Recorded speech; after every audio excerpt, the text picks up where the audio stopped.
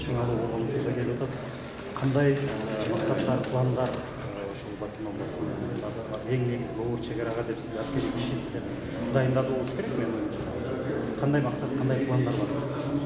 Эми элдин баары азыр түшүнүп атат, что Баткен областында эң өйгө чоң маселелердин бири бул чек-ара маселеси.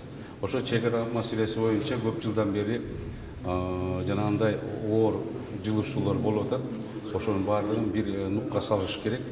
Ошон үчүн бүгүнкү күндө премьер-министр дагы, президент дагы ошондой маселелерди кечээ талкууладык. Кудай буйруса, ошонун негизинде иштейбиз.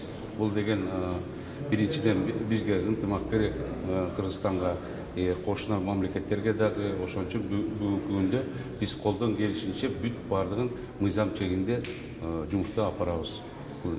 Эми ошол буга чейин дагы ушул область жетекчилери ушул маселени чечели деп аракет кылышкан, бирок көпчүлүк учурда чечилбей жатты. Бул борбордук бийликтин көңүл буруусу, колдоосу зарыл болот да. Сиз дайыналарда ошолор менен жанагы макулдашуу, алар тараптан кандайдыр жардам берүү болобу?